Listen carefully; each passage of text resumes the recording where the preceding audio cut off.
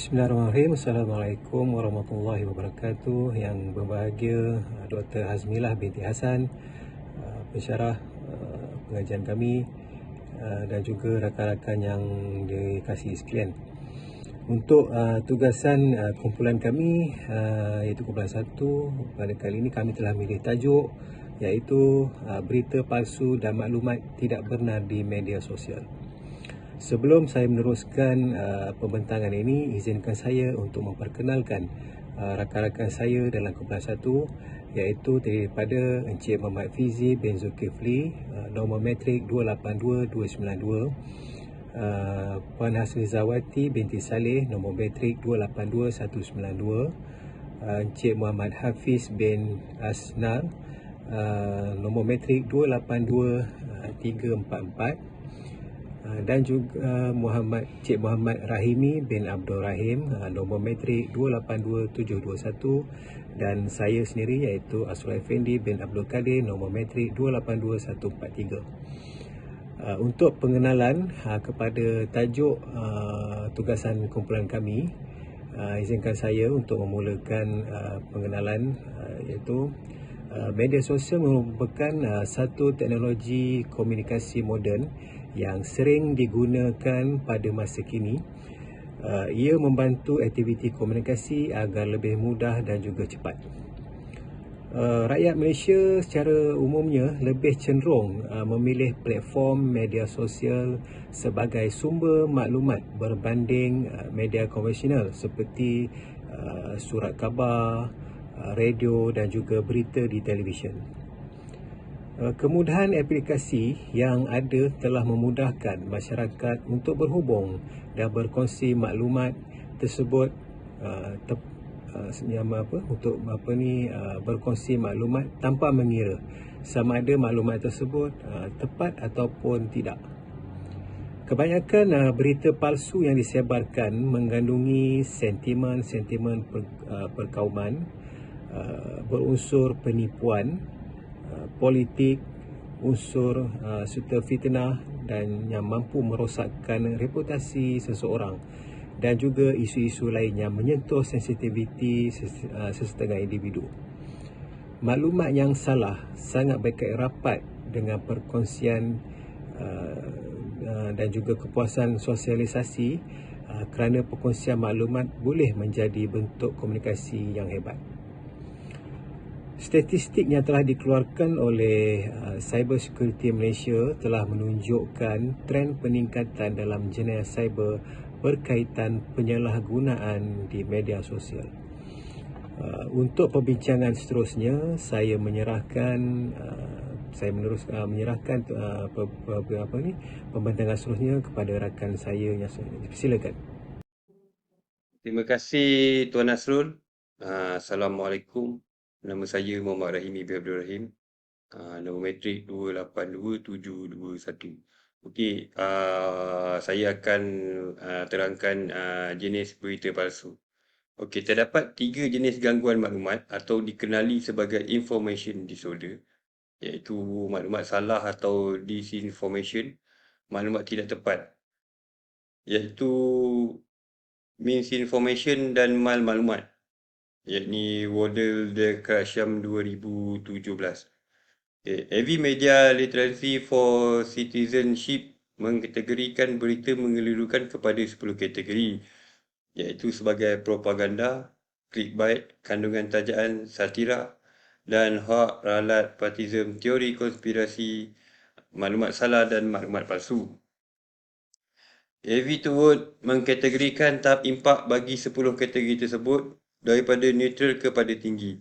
4 kategori yang berada di bawah impak tinggi adalah teori konspirasi, pseudoscience, maklumat salah dan maklumat palsu.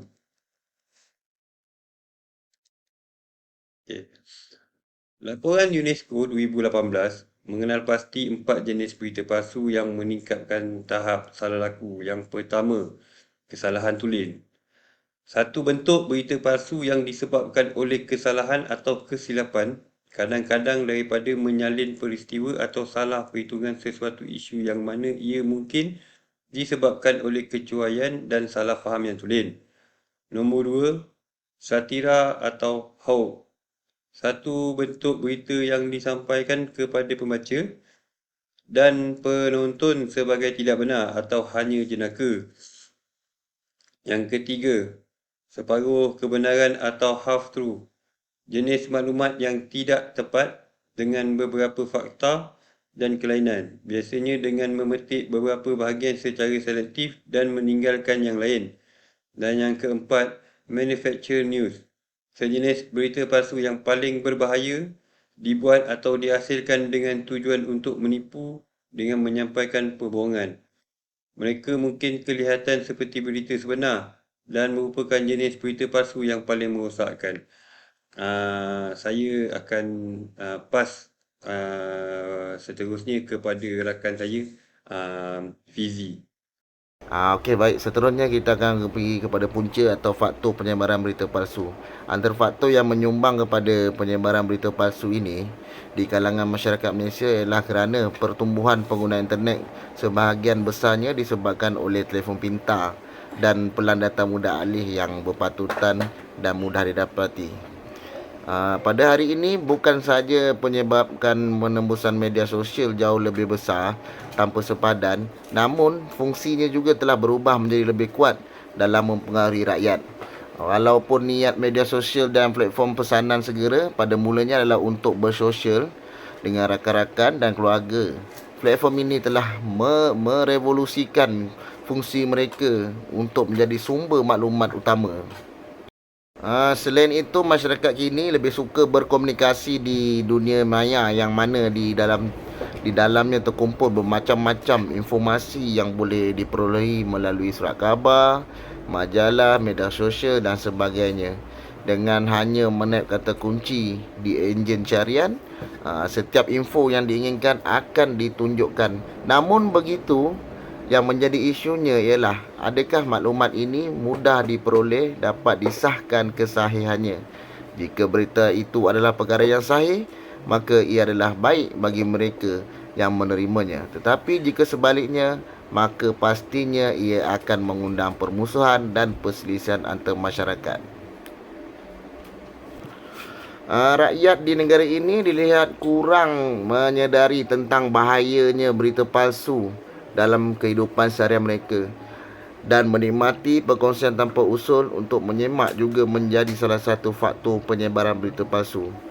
Ini kerana mereka mudah mempercayai apa sahaja yang mereka baca tanpa mengenal pasti kesahihan berita atau berita tersebut. Perkara ini berlaku bila mereka menjadi semakin cetek dalam pengetahuan dan tidak lagi menerapkan budaya membaca tetapi hanya bergantung kepada maklumat dari internet. Internet seharusnya membantu meningkatkan pengetahuan seorang. Menurut John Ross 2018, dalam era globalisasi yang maju dan selaras dengan kecanggihan teknologi komunikasi, lebih mudah bagi seseorang untuk menyebarkan maklumat kepada masyarakat. Tabiat menyebarkan berita terawal atau sindrom berita terkini oleh wartawan yang tiada berkelayakan di platform media sosial sangat membimbangkan. Maklumat yang disebarkan oleh kumpulan ini dipersoalkan kepada majoriti daripada mereka yang hanya cenderung melakukan penyebaran berita palsu demi kepuasan diri dan memahukan perhatian, attention seeker. Okey, seterusnya kita kepada impak dan kesan-kesan penyebaran berita palsu. Maklumat yang tidak tepat dan salah mempengaruhi pendapat orang ramai dan membawa pelbagai ancaman kepada masyarakat. Maklumat palsu boleh merosakkan reputasi individu dan organisasi, mempengaruhi hasil pilihan raya, melemahkan proses demokrasi, memberi kesan kewangan kepada perniagaan, ketidakpercayaan kepada media, platform untuk teori konspirasi berbahaya dan ucapan kebencian. Penyebaran informasi dan maklumat sains perlu atau didiskreditkan serta mewujudkan atau meningkatkan lagi ketegangan kaum dan agama yang boleh meningkatkan menjadi keganasan. Maklumat palsu yang membawa kepada keganasan boleh diperhatikan di beberapa negara termasuk India, Myanmar dan Indonesia, di mana kebanyakannya meningkatkan ketakutan orang ramai terhadap jenayah yang dibuat atau saling berkaitan dengan ucapan kebencian. Penyebaran maklumat palsu juga menyebabkan orang awam menghakiskan kepercayaan terhadap media berita. kewartawanan dan individu yang berkongsi maklumat yang tidak tepat, direka atau mengelirukan, ia turut mengakibat impak negatif yang membawa kepada maklumat salah sehingga boleh menyebabkan kesusahan awam, kekeliruan dan panik. Kesan berita palsu terhadap masyarakat jika tidak dikawal atau dipantau akan memberikan kesan besar dari aspek psikososial. David Desteno, seorang ahli psikologi dari Northwestern University, menyatakan bahawa terdapat jumlah kematian yang tinggi yang disebabkan oleh kebimbangan dan ketakutan. Menurutnya, terdapat individu yang mengalami ketakutan psikologi yang melampau yang disebabkan oleh gabungan faktor emosi dan kefahaman yang terhad. Kesan lain yang dapat dilihat ialah terdapat masyarakat yang suka berburuk sangka terhadap orang lain. Pelbagai bentuk sentimen seperti sentimen anti-ASEAN, perkauman dan agama telah wujud sehingga mencetuskan pergaduhan. Keadaan ini boleh membawa kepada kemusnahan perpaduan. Terima kasih sahabat saya Cik Fizi. Assalamualaikum dan salam sejahtera doktor dan sahabat-sahabat semua. Saya Haslizawati binti Saleh, nombor matrik 282192, seterusnya menyambung mengenai perbincangan kumpulan kami pada hari ini. Contoh kes yang menjadi kes mahkamah dan undang-undang yang bersesuaian ialah pelaksanaan prosedur standard dan peraturan yang ketat perlu diambil serius untuk mengekang penyebaran berita palsu. Pihak kerajaan, pengubah dasar serta Kementerian Komunikasi dan media perlu bekerjasama dengan baik untuk menghukum penyebar berita palsu di media sosial. Kerajaan telah menggubal beberapa akta yang berkaitan dengan penyebaran berita palsu. Antaranya Akta Komunikasi dan Multimedia 1958, Akta Rahsia Rasmi 1972, Akta Hasutan 1948 dan Akta Fitnah 1957. Sebelumnya terdapat akta yang berkait dengan berita palsu iaitu Akta Anti Berita Tidak Benar iaitu Akta 803 yang diluluskan pada 3 April 2018. Namun akta ini telah dimasukkan pada 19 Disember 2019. Kementerian Kesihatan turut memandang serius tentang isu ini dan mengambil langkah-langkah untuk mencegah penyebaran berita palsu dengan menguatkuasakan hukuman berat ke atas pesalah yang sengaja berkongsi dan menyebarkan berita atau dakwaan palsu. Mereka boleh dikenakan hukuman di bawah Seksyen 233 Akta Komunikasi dan Multimedia 1998 dengan hukuman denda maksimum RM50,000 atau penjara sehingga setahun atau kedua-duanya. Undang-undang ini bertujuan untuk mengekang dan mengawal penyebaran berita palsu mengenai coronavirus dan jumlah kes serta kematian yang dilaporkan di platform media sosial. Walaupun rakyat Malaysia mempunyai kebebasan untuk bersuara dan meluahkan pendapat berdasarkan perkara 10-1/A Perlembagaan Persekutuan, namun kebebasan tersebut tetap memiliki had serta tidak melindungi individu jika melakukan aktiviti penyebaran berita palsu.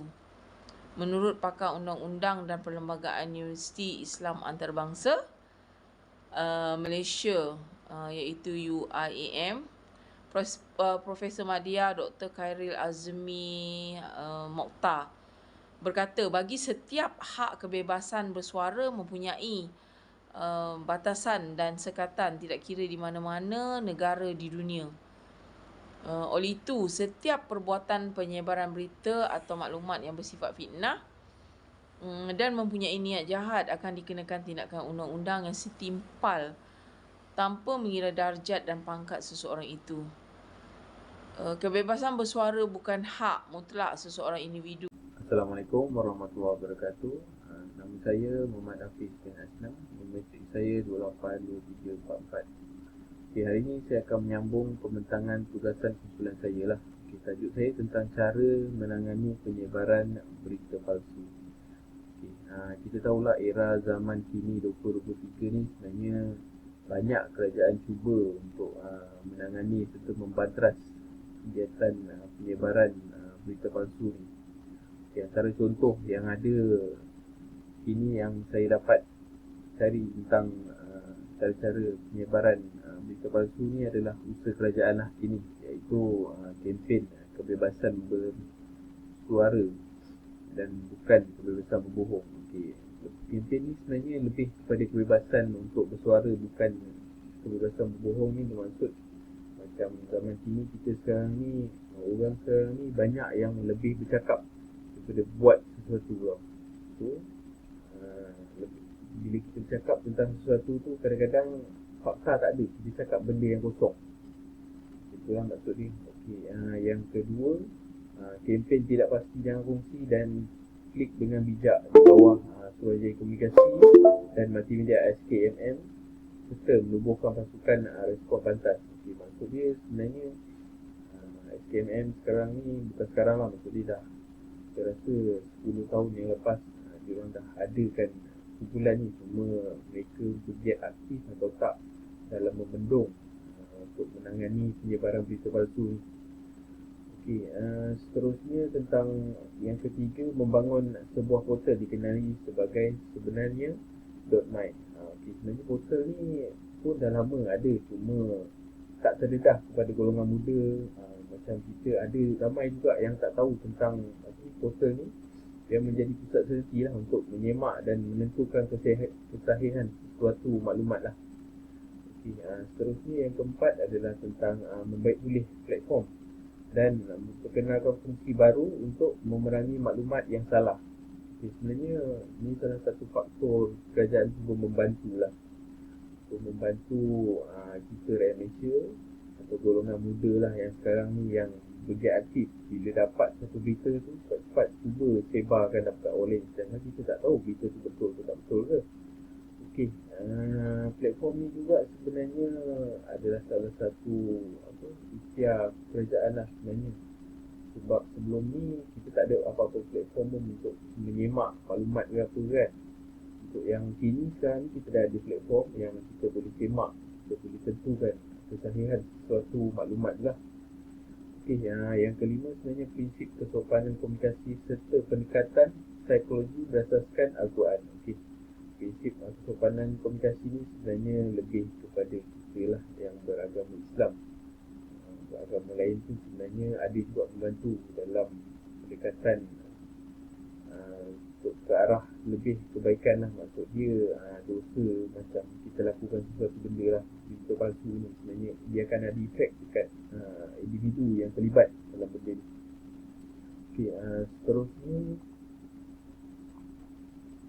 Seterusnya tentang rumusan. Kita dapati sekarang ni pelbagai jenis berita palsu yang telah tular di media sosial beberapa tahun kebelakangan ini, terutamanya isu-isu semasa yang telah menimbulkan beberapa perspektif negatif dalam kalangan masyarakat. Terdapat juga beberapa undang-undang lah dan akta yang telah digubal bagi menangani isu berita palsu di Malaysia dan pada masa yang sama melindungi kebebasan bersuara selaras dengan Perlembagaan Persekutuan. Sebenarnya isu dalam parlimen ni sebenarnya saya dengar banyak juga yang sebelum ni ada juga yang bercerita tentang Perlembagaan Persekutuan ni. Sebenarnya ada pihak yang tak berpuas hati lah sebab kita punya platform yang ada ni macam kurang memuaskan untuk pihak luar gunakan. Seterusnya tentang kerajaan juga harus menggalakkan literasi berita untuk mendidik orang ramai tentang perbezaan antara berita sebenar dan berita palsu dan menggalakkan orang ramai untuk mengesahkan kesahihan maklumat yang mereka baca atau terima. Sebenarnya literasi berita ni yang untuk mendidik orang ramai tentang perbezaan antara berita palsu dengan berita sebenar ni, sebenarnya kita perlukan platform lah untuk kita buat semakan. Sebenarnya kalau dah ikutkan sekarang zaman muda ni, zaman era 2023 ni, banyak yang dapat maklumat terus sebarkan. Sebenarnya tak tahu maklumat tu betul ke, tak kita ada masalah dengan maklumat tu, apa efek akan datang bila kita sebarkan maklumat yang tak sahih ke, kita tak tahu kesahihan ni tahap mana. So itu akan ada efek lah, isu perkauman, isu macam-macam isu akan jadi bila kita cuba menyebarkan sesuatu benda yang tidak benar. Terima kasih daripada saya. Sekian, terima kasih.